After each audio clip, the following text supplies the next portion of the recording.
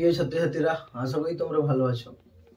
আজ আমরা BA part 1 ইংরেজি অনার্সের ফার্স্ট সেমিস্টারের সিলেবাস নিয়ে আলোচনা করব। ঠিক আছে, যারা বাঁকুড়া ইউনিভার্সিটিতে ভর্তি হবে তাদেরকে কি কি পড়তে হবে ইংরেজি অনার্সের ফার্স্ট সেমিস্টারে, সেই বিষয়গুলো নিয়ে আলোচনা করব। দেখো, ইংরেজির ফার্স্ট সেমিস্টারে দুটো পেপার রয়েছে, সেটা হচ্ছে মেজর একটা, আর একটা থাকছে SEC 1, মেজর এবং SEC 1। আর একটা কম্পালসারি ইংলিশ থাকবে, যেটা সবার জন্য থাকবে। ঠিক আছে, কম্পালসারি ইংলিশটা আমি আলাদা করে বুঝিয়ে দেব। তার আগে বলে দিই SEC 1 এবং মেজরে কি কি থাকছে। প্রথমে আমি মেজরটা আলোচনা করব, মেজরে কি কি থাকছে এবং প্রশ্ন কিভাবে আসবে, কোশ্চেন প্যাটার্নটা কীরকম হবে সেটা নিয়ে আমি আলোচনা করে দেব। প্রথমে দেখো বলি যে মেজরে কি কি পড়তে হবে সেগুলো আমি একটু বলে দিচ্ছি, শুনে নেবে। ঠিক আছে, আর এই যে টেক্সটগুলো আমি বলবো এগুলোর সমস্ত প্রশ্ন উত্তর আমাদের সাইটে কিন্তু আছে, www.pkgoa.in। ঠিক আছে, তাহলে চলো আমি একটু আলোচনা করে দিই। প্রথমে দেখো আছে মেজরে পোয়েট্রিতে কি কি থাকছে। শেক্সপিয়ারের সনেট নম্বর 29 থাকছে, সনেট নম্বর 29 থাকছে শেক্সপিয়ারের।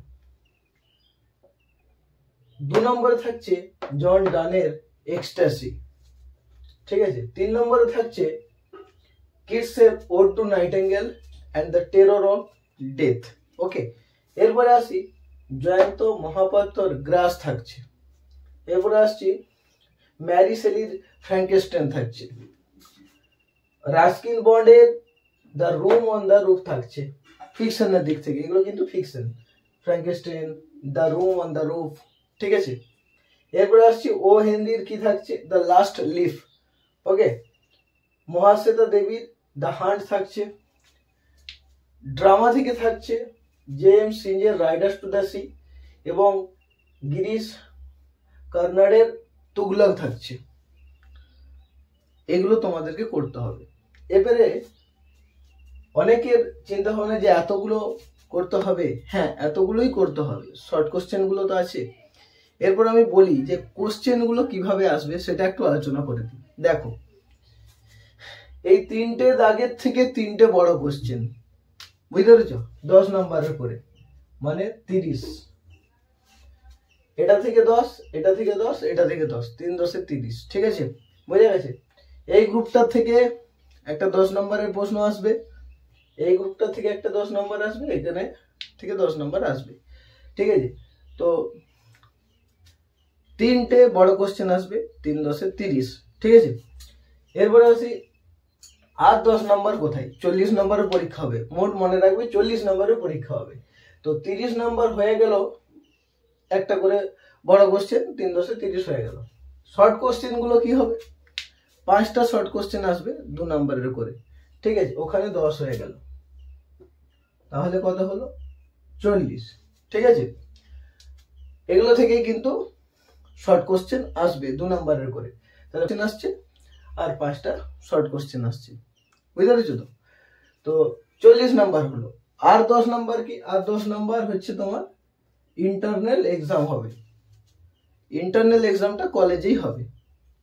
কিছু প্রশ্ন তোমাদেরকে বলে দেবে, এগুলোর মধ্যে লিখতে দিবে, সেখানে 10 নম্বর ইন্টারনাল এক্সাম হবে। তাহলে মেজরে কত নম্বর পরীক্ষা হবে, মোট 50।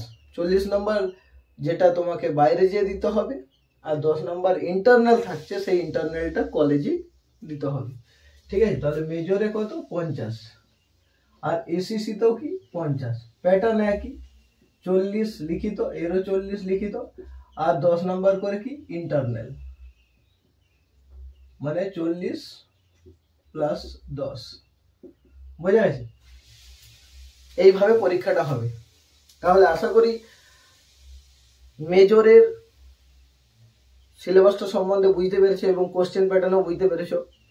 10 নম্বর করে প্রশ্ন আসবে 3টা, 3 10 30, আর শর্ট কোশ্চেন থাকছে 2 নাম্বার করে 5টা।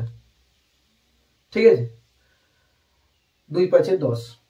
এইভাবে কিন্তু মেজরের সিলেবাসটা তোমাদেরকে কমপ্লিট করতে হবে এগুলোকে পড়ে।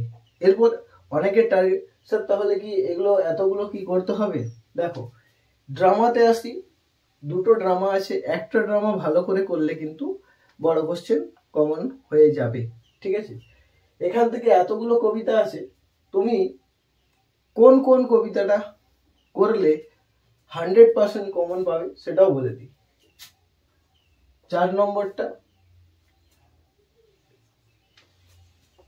এই দুটো কিন্তু করলে 100% সম্ভাবনা থাকবে।